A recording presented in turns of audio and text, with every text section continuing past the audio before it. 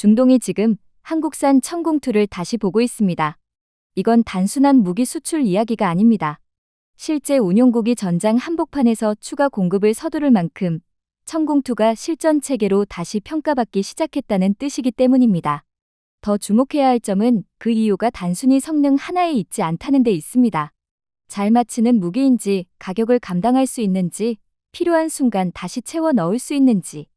현대전이 방공체계에 요구하는 가장 냉정한 기준 앞에서 한국산 천공투가 예상보다 훨씬 강한 존재감을 드러내기 시작했습니다.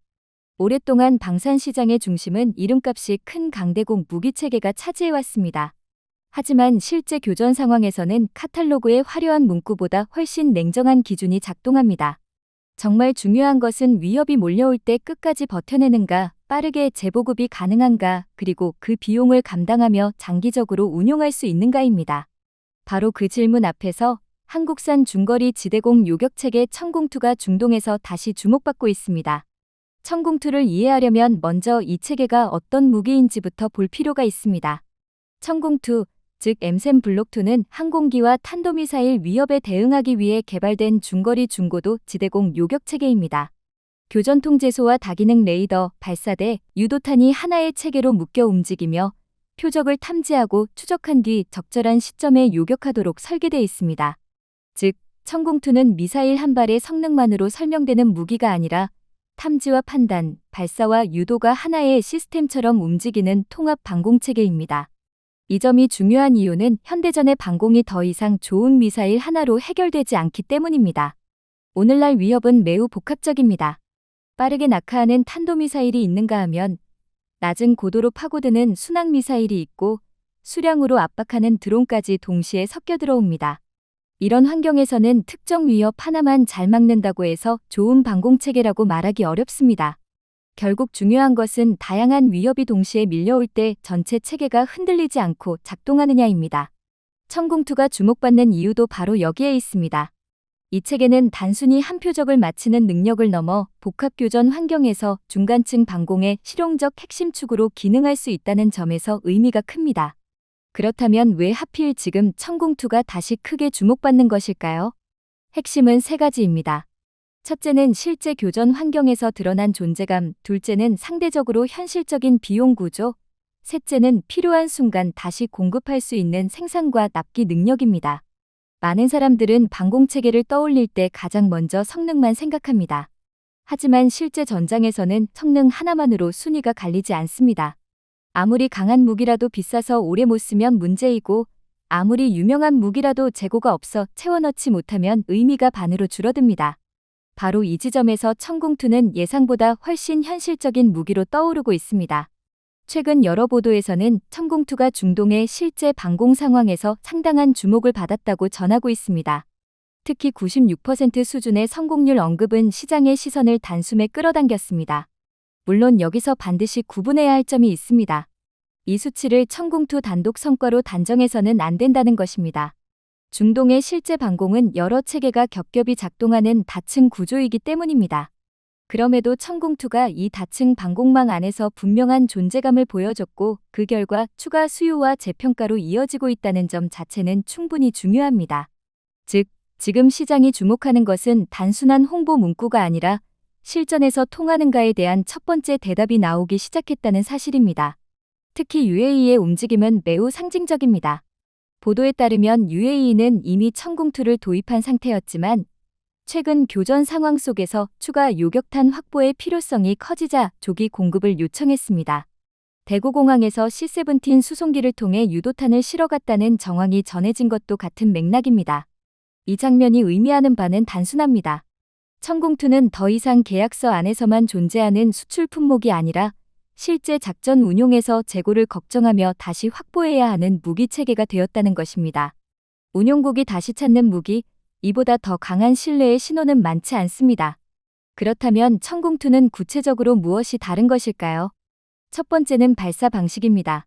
천공투는 수직 발사 기반의 빠른 대응 구조를 갖고 있습니다.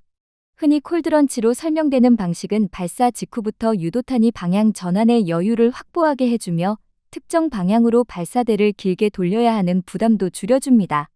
이것은 단순한 기계적 편의가 아닙니다. 여러 방향에서 위협이 동시에 들어오는 현대전 환경에서는 이런 반응 속도와 전방향 대응성이 생존성과 직결됩니다.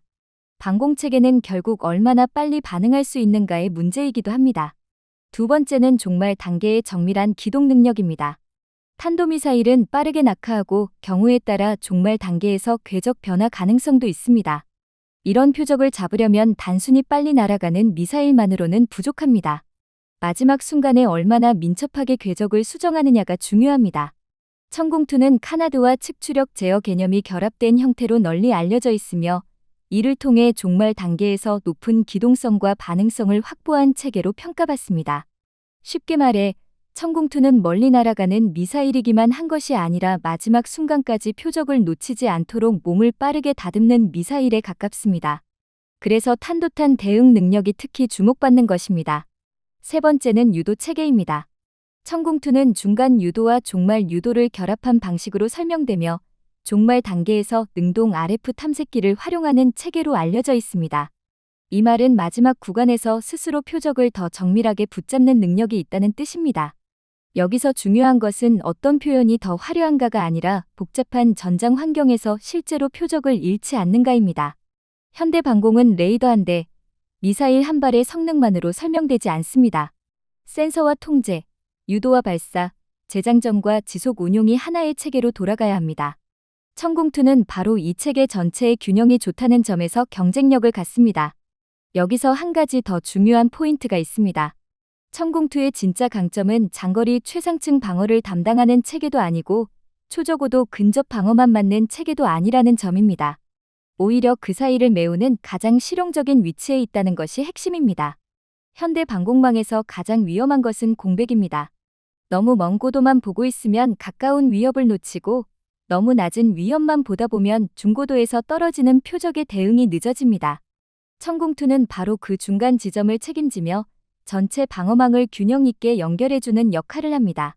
이 때문에 운용국 입장에서는 체감 가치가 매우 큽니다.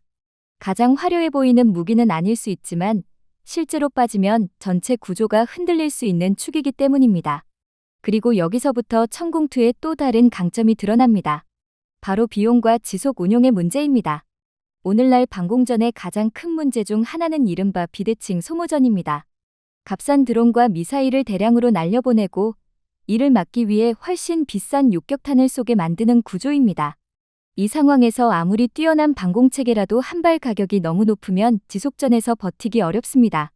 결국 현대전에서 강한 무기란 성능이 높은 무기이면서도 동시에 오래 버틸 수 있는 무기여야 합니다. 천공투가 다시 평가받는 이유도 바로 여기에 있습니다. 성능이 거론되는 것과 동시에 상대적으로 현실적인 가격 구조가 함께 언급되기 때문입니다.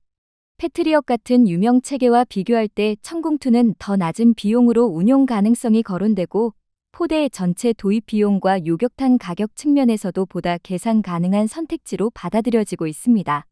즉, 천공투는 단순히 좋은 국산 무기라서가 아니라 실제 전시 운용에서 비용 대비 효율을 따져봐도 의미가 있는 체계로 보이기 시작한 것입니다. 강한 무기라는 말은 결국 비싼 무기라는 말과 같지 않습니다. 전장에서 끝까지 버틸 수 있어야 비로소 강한 무기라고 부를 수 있습니다. 더 중요한 것은 공급 능력입니다. 현대전에서는 성능 못지않게 납기와 재고가 중요합니다. 아무리 강한 무기라도 정말 필요한 시점에 바로 받지 못하면 의미가 크게 줄어듭니다.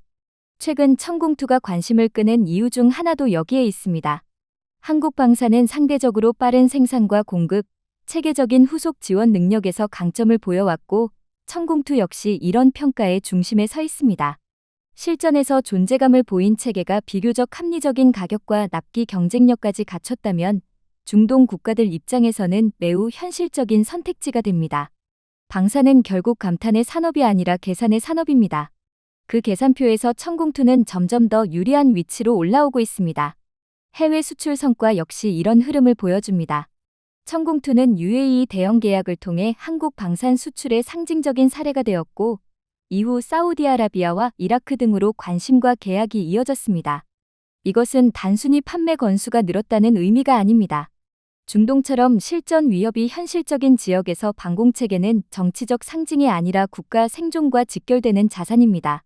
그런 시장에서 천공투가 선택받았다는 것은 적어도 가격, 성능, 운용성, 외교적 신뢰라는 여러 조건을 동시에 만족시켰다는 뜻입니다.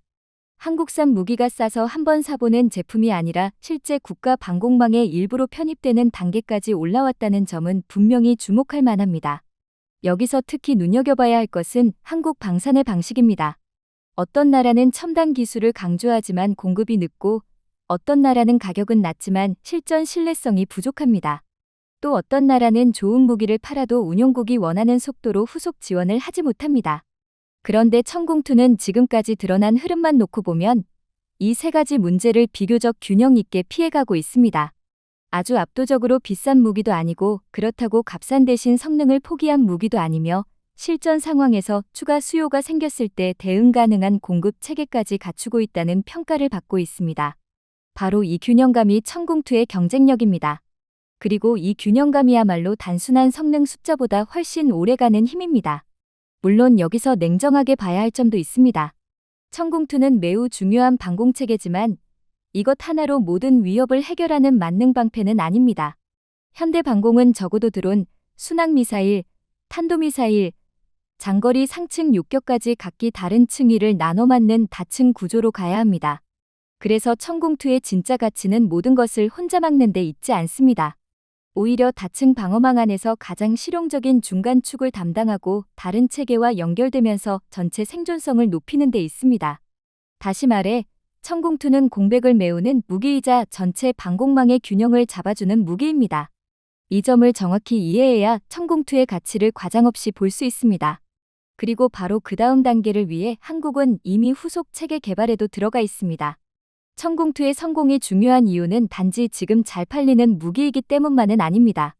이 성과가 다음 체계로 이어지는 기술적 산업적 발판이 되고 있다는 점이 더 중요합니다. 잘 만든 무기 하나보다 더 무서운 것은 그 다음 무기를 이미 준비하고 있는 나라입니다. 그런 의미에서 천공투는 끝이 아니라 시작에 가깝습니다. 지금의 수출과 재평가는 단발성 뉴스가 아니라 한국 방산이 한 단계 더 올라서는 과정의 일부로 볼 수 있습니다. 결국 천공투가 주는 메시지는 분명합니다. 현대전에서 강한 방패는 단순히 비싼 무기가 아닙니다. 실제 전장에서 버텨내고 다시 채워 넣을 수 있으며 여러 위협에 균형 있게 대응하고 동맹과 고객이 다시 찾게 만드는 무기입니다. 천공투는 지금 그 조건들을 하나씩 증명해 가고 있습니다. 그래서 중동이 주목하고 그래서 세계 방산 시장이 다시 계산기를 두드리고 있는 것입니다. 대한민국은 오랫동안 무기를 수입하던 나라였습니다. 하지만 이제 천공투는 한국 방산이 어디까지 왔는지를 보여주는 상징이 되었습니다. 이름만 화려한 무기가 아니라 실전과 수출, 기술과 가격, 체계와 후속 개발까지 모두 연결되는 무기. 천공투가 진짜 강한 이유는 단순히 잘 맞히는 미사일이어서가 아닙니다. 그 뒤에 있는 연구개발, 생산 능력, 체계 통합 그리고 다음 세대를 준비하는 산업 구조까지 함께 움직이고 있기 때문입니다. 중동의 하늘에서 시작된 이 재평가는 어쩌면 한국 방산이 세계 시장에서 한 단계 더 올라서는 분기점이 될지도 모릅니다. 그리고 그 중심에는 지금 대한민국의 방패 천공투가 서 있습니다. 시청자 여러분, 도움이 되셨다면 좋아요와 구독 부탁드립니다. 알림 설정까지 해두시면 중요한 이슈를 놓치지 않으실 수 있습니다.